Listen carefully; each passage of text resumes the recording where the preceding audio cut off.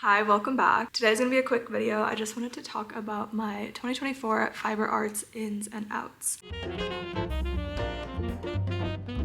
This is a trend that's been going around on TikTok if you haven't seen it. People talk about their ins and outs for the year. I wanted to do mine specific to fiber arts. I have them all written down right here. There's kind of a lot, so I don't know if I'll get through all of these. And just a disclaimer before I start, these are my personal 2024 ins and outs. You can take them as inspiration if you want to incorporate any of these in your ins and outs, but overall, I don't really care what other people do, so don't take it too seriously. So let's start with the ins. So my first in is having outside knits and inside knits, and what I mean by that is having projects that you work on at home and then projects that you can work on like outside of the house. I'm not gonna bring like an entire sweater with me everywhere I go, but then I usually bring like socks that I'm knitting around with me because they're so small, they fit in my purse. I can just whip it out and start knitting and it's not too distracting. Obviously, if I'm doing like a heel turn, then it's different, but some people don't encourage like having multiple projects at once, but I feel like that's a good way to like work on multiple things at once because you have one thing that you work on at home, one thing that you work on while you're out of the house, but you can work on both and not like forget about the other one. Number 2 is continental knitting and Norwegian purls. This is something that I've been practicing recently just because I learned, like most other people in the United States, I think, you learn the English style of knitting, which personally I feel like is a little bit easier to learn, which is why I teach it that way in my classes, because you can always go to continental knitting later on. But I've been really trying to practice my continental knitting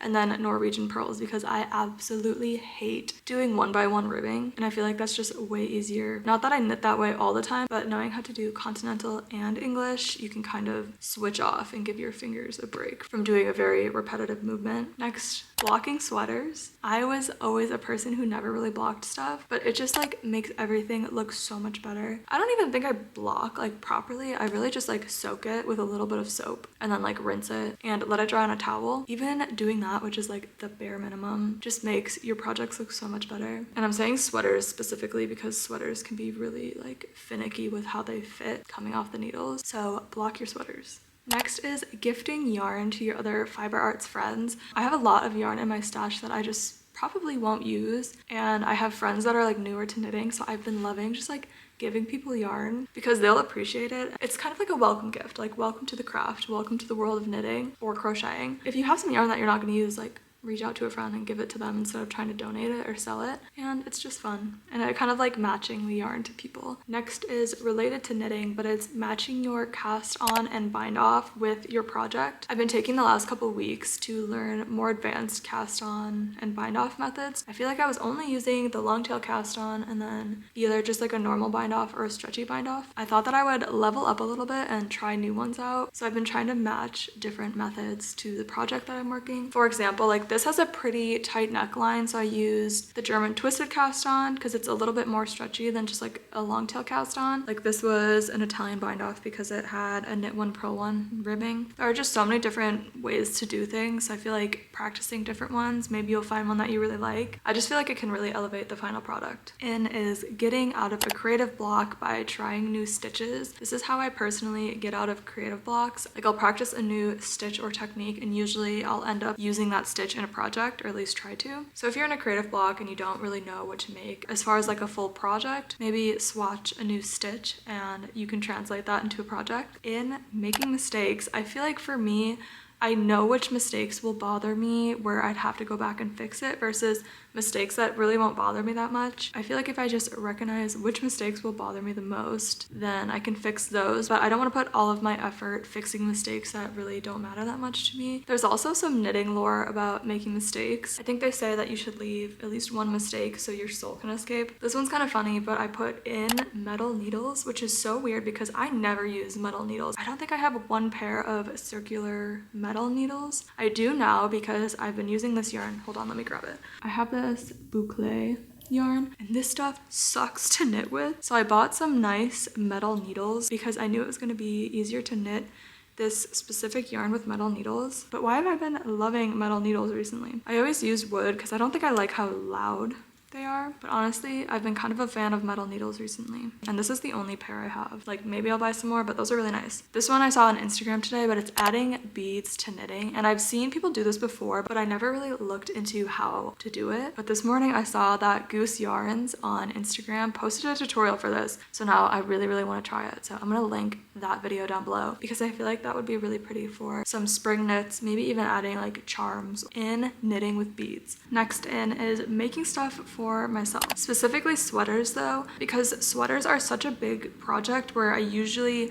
don't go about selling sweaters that I make, but I only made 2 sweaters last year, which is kind of disappointing because I feel like I really enjoy making sweaters. But I don't know, I feel like I didn't really make any sweaters for myself, so I feel like I'm kind of making up for it now because I've been making a lot of sweaters. And then just adding to that, like trying out different stuff.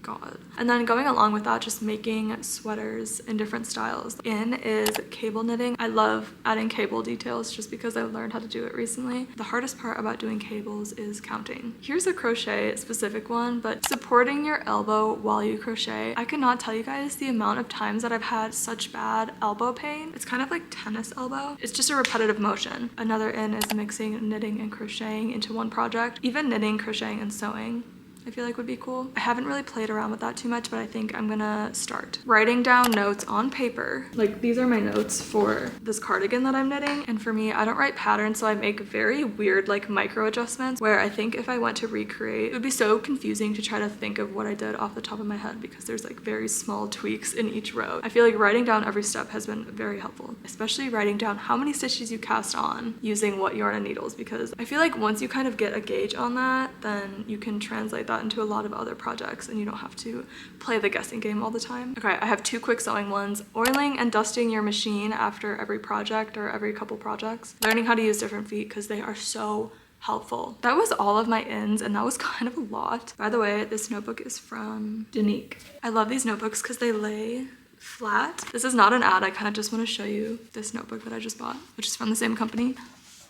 So cute. Moving on to the outs. I want to say again, these are for me personally. My first out is letting your yarn sit on the floor while you're working on your project. But if you think about it, like having your yarn roll around on the floor while you're working, and then you're like touching it. Maybe you're eating a snack at the same time. Then you put it in your bag and then, I don't know. It's kind of gross if you think about it. Just think about that. So the next one is 100% acrylic yarn sweaters. And that's not me saying that acrylic is bad. You can have your own opinion on that. So I'm not saying no to acrylic yarn. I'm just saying for sweaters specifically, because I made a sweater out of 100% acrylic yarn. And I feel like that's the #1 reason why I don't wear it, because it just traps in so much heat and it gets like hot, and I don't know, don't really find myself wearing it because of that reason. So I think if I'm a little bit more conscious of my fiber choice for sweaters specifically, I feel like it'll help me wear things a little bit more. Wool or like a wool blend might be a little bit more expensive, but in the long run, like at the end of the day, if it's gonna motivate me to wear it a little bit more, I don't mind spending a little bit more on yarn. But I'm not saying acrylic yarn is bad, because sometimes I use acrylic yarn, really accessible and really good to start on for beginners, so, and it is a lot easier to wash. But if I'm spending all of that time making a sweater, I don't think that I would mind the extra care every once in a while. Guys, I don't want people to think I'm hating, but my next one is Centro knitting machines, and this is again a personal one. Not saying that other people should get rid of their Centros. I think people make really cool stuff on it. I saw someone make this really beautiful maxi dress on it. I just personally feel like I never learned how to use it that well. I feel like I always gravitate a little bit more towards hand knitting. I feel like with the Centro it can be kind of limiting like what you can do on it because it's only 1 stitch, and I might be completely wrong about the Centro. I just feel like I never really learned how to use it that well, and I don't have as much of a desire to learn. That's just me saying I think I'm gonna sell mine because I just never use it, so I think that's an out for me. But if you live in my area and you want a Centro knitting machine, let me know. So the next out for me is not weaving in my ends right away. I used to always just leave my ends and not weave them in, which is fine. It can look cool. But ever since I started blocking my projects, I don't know if this is true, but I try to weave in the ends before I block it. So a finished object is an actual finished object. So out is not weaving in your ends right away. I feel like if you don't do it right away, then always in the back of your head, it's not really a finished garment. Next one is leaving whips that you know you're not gonna finish. I'm at a point of realization where if I have something that's been sitting for months, I'm not gonna go back and finish a project that's been sitting instead of starting a new one. I feel like I just need to be real with myself and reuse the yarn for something else. Next one is actually really funny. Knitting when I'm tired. Guys, I fall asleep knitting. Sometimes if I'm on the couch like watching a movie, my boyfriend will look over at me. I'll be doing this. Like actually sleeping. If I'm doing like a very repetitive stitch pattern, I will actually fall asleep. Does anyone else do that? Anyways, I usually make some type of mistake or like lose count of rows and stuff. The next out is a sewing one, but it's forgetting to press all of my seams. And someone called me out in my last video. I forgot to press a few seams in one of the projects that I was doing. I need to get better at that. Also, I need an ironing board cover, and I know I can just make one, but my ironing board doesn't have a cover on it. I'm making excuses. Actually, just stop.